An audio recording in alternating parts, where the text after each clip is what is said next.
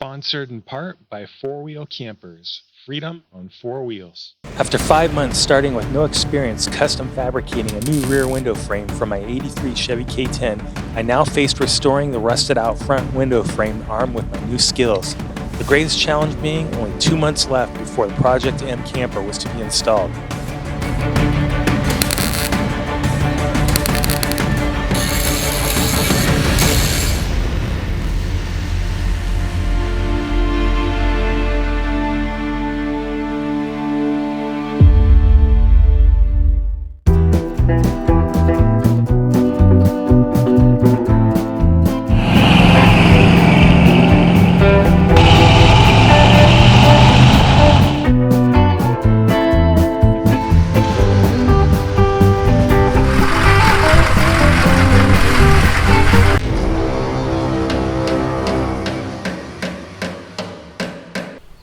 See the damage along the front window sill here is pretty extensive. It's from rust, especially down here in the corner. You can see a big hole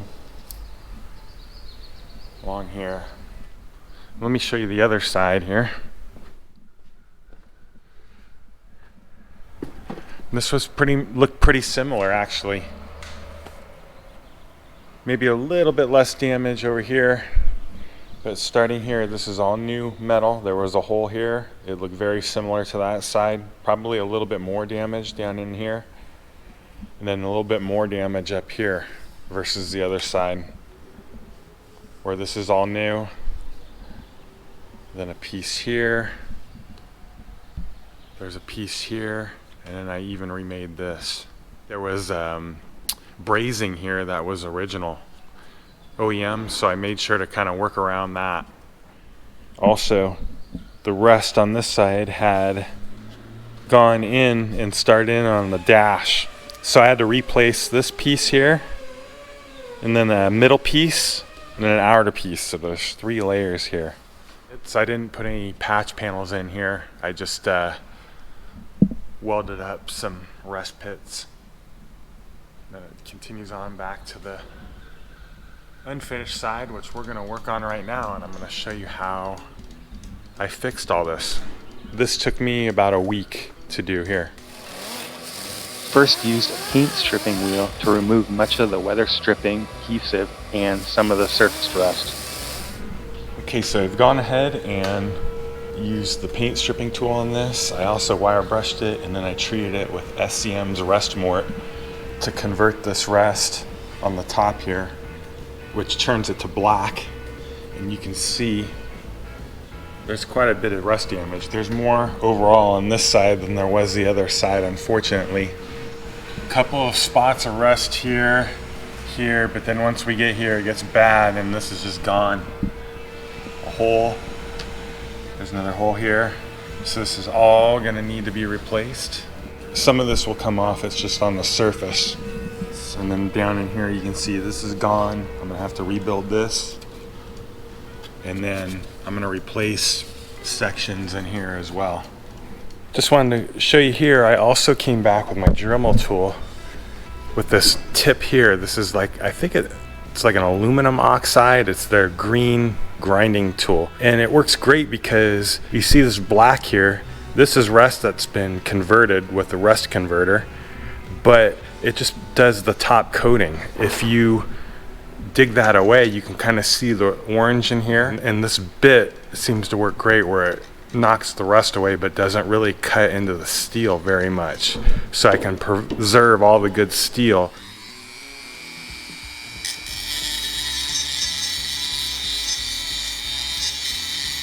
So I did this area up here, and you can kind of see a little bit of pitting, but it's very shallow. What I'm trying to do here is I'm trying to identify what metal can be preserved and what metal needs to be replaced. You can see this clean up quite a bit. Down in here it cleans up again, and then it goes south into rust. Obviously I don't need to grind all this out. This is gonna be cut out. Let me just show you with the rust converter here real quick. You can see how it reacts with the rust and then changes it to black. Alright, been picking away at the rust now for about a day. You can see there's a lot more clean metal visible. I've been really careful not to carve at that clean metal. You can see down here, this cleaned up nicely. There are a couple holes where it rusted through, a couple pits, small pits.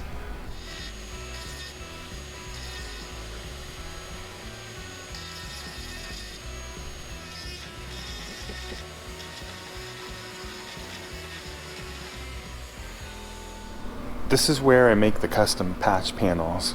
I have very basic tools and I find that's all I need, nothing fancy. This is a piece of 18 gauge sheet metal. I'll be cutting this with a Dremel tool. Over here is where I bend. So I'll clamp the piece in here and then bend it over just using a basic hammer. This is a shrinker tool, shrinker spreader. Here's the spreader there. This is like a bag for hitting, creating the curves. Normally they have, like, I think bean bags or bags with BBs in them. This is literally just a hand washing mitt for a car that I filled with fine sand and duct taped over multiple times. And this is how I've been custom shaping some of my patch panels. And just some various pieces of metal here where I need to make different curves or things. Very basic stuff.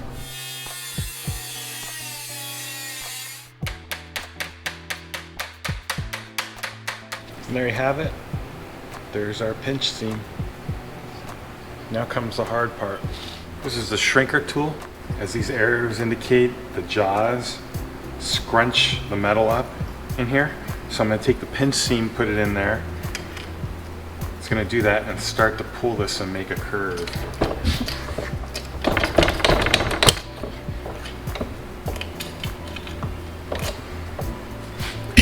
You can see we've got a nice curve going right there. That's pretty close right there. But the next part is to add this curve back this way, and that's what makes it a lot more complicated. Real high tech here. Vice grips. Have different sizes. For a curve like this, I might just use these standard vice grips, and I basically just eyeball it and just start to add the curve in a little bit. There might be little bumps and irregularities. That's part of making it by hand, and you'll be able to smooth all that out later with a hammer, or just you keep working this. You gotta have a lot of patience to make these custom patch panels. But if you look at this, it actually has an arc that way as well.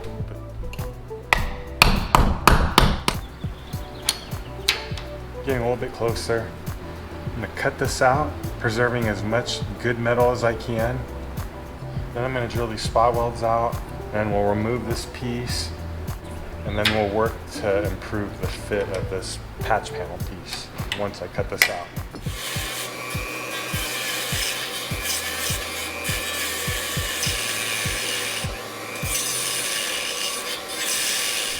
It's all cut out here now. Just gonna drill these out next, these spot welds.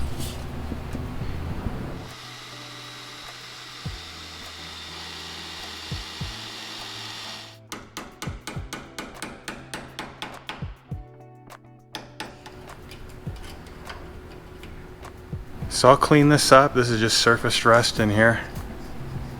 Here I'm sizing up the patch panel to trim it for final fit. And here I've cleaned up the surface rust inside and sprayed it with Rust-Oleum rust reformer. Here the patch panel is ready to be welded into place.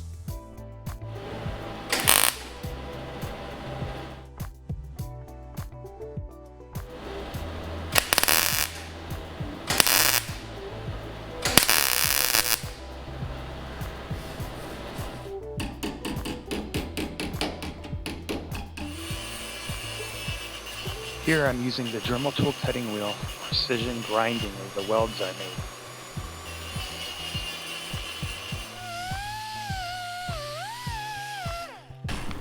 Just hitting this with a little Scotch-Brite. After grinding it, you can see more or less we have it here now. There's a couple of flat spots I might come back and fill those in with weld. A little bit of light tapping with a hammer. and then it's time to move on to the next piece. Well, one thing I wanted to point out is I welded right up to this brazing, and if you've ever brazed before, you know that the brazing melts at a lower temperature than steel. With a red hot bead right next to that brazing there, it seems to have melted right into it and combined this piece with the brazing, and that's exactly what I was hoping for. Okay, came back with a second round of welds to build up a few flat spots here. Before I grind these down, I'm actually gonna go ahead and drill out holes here for the spot welds. And I have the back side here I can feel. Not sure if you can see in there, but I just line it up with the original factory spot welds. I'll drill these out. Gonna turn up the juice on the MIG for these spot welds and the feed so they get nice and hot and burn through.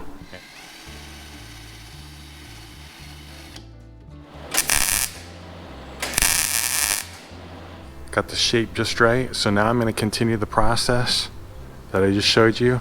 Continue to build this out along here.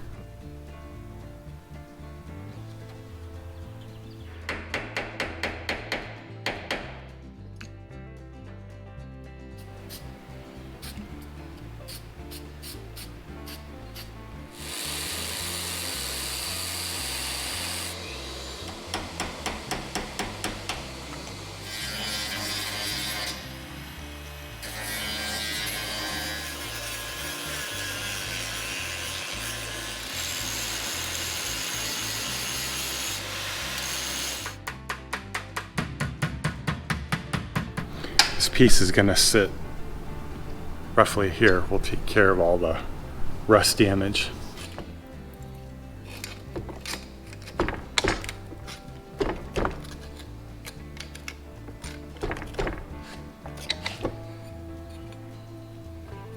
There we go. Pretty good fit right there. I know because it doesn't rock back and forth. Now I have to curl back this end to match with the post.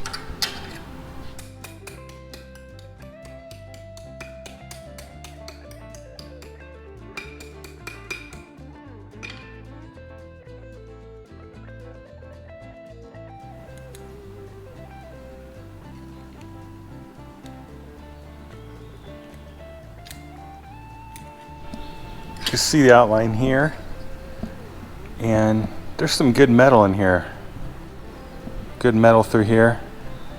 So I might reduce this down even further a little bit, try to come in within these lines a little bit more. I try to preserve as much good metal as possible. There we go, there's the original outline. Now trimmed down version of this.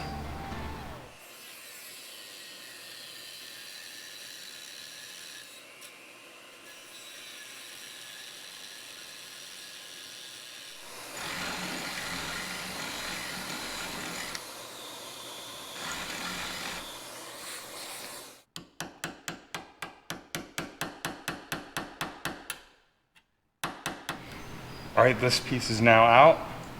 As you can see here, it did rust along here, but this metal was perfectly good. This is the original primer here. So that's a great sign. It means there's not a lot of deep rot on this at all. It's all on this side. This is surface rust. I'm gonna go ahead and clean this up now.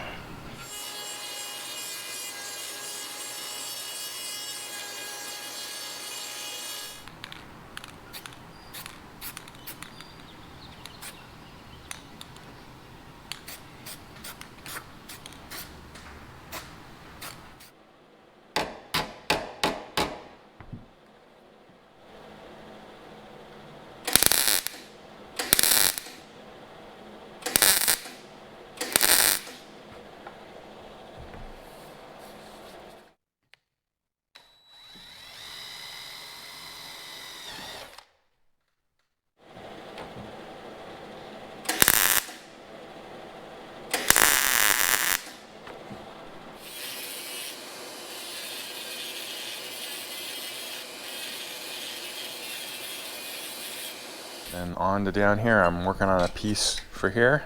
You can see right here, there was some pitting here, and I tacked some welds here, ground them down, and built any low areas back up here. I got to do a little touch up, and then we're going to keep moving this way up to the center here.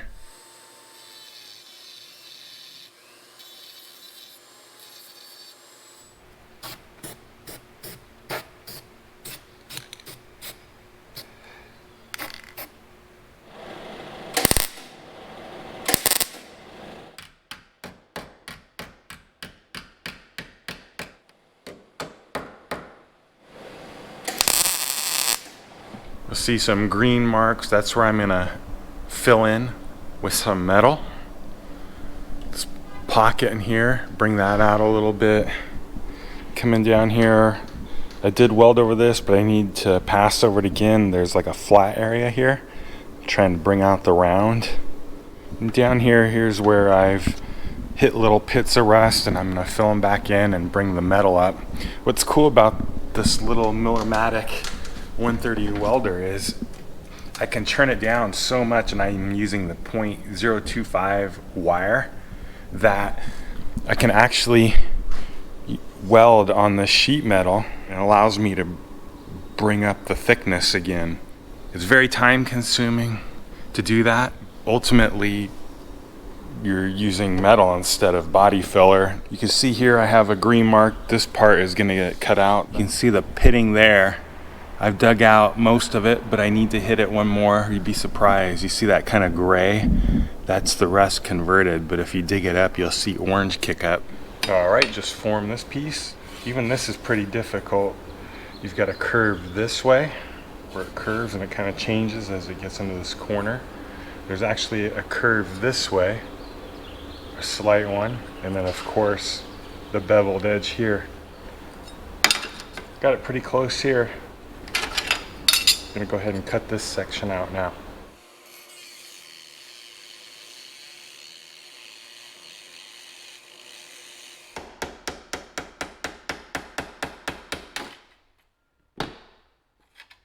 All right, this piece is welded in. Still these other spot welds where I was filling in little rust pits and blowing out the rust as slag, and it just lays this down, so I grind those off. Still got to cut this piece out right here, and still have to fill in some recessed areas here where there was rust. This all looks terrible right now, but let's get the grinder out and make it look good.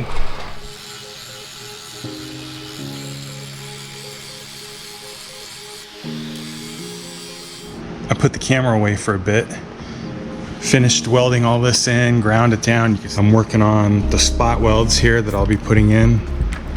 There's one there already, just as a placeholder. I built some of this up in here. It's just rough grind right now, so it doesn't look all that great, but I filled that in so it wasn't so recessed.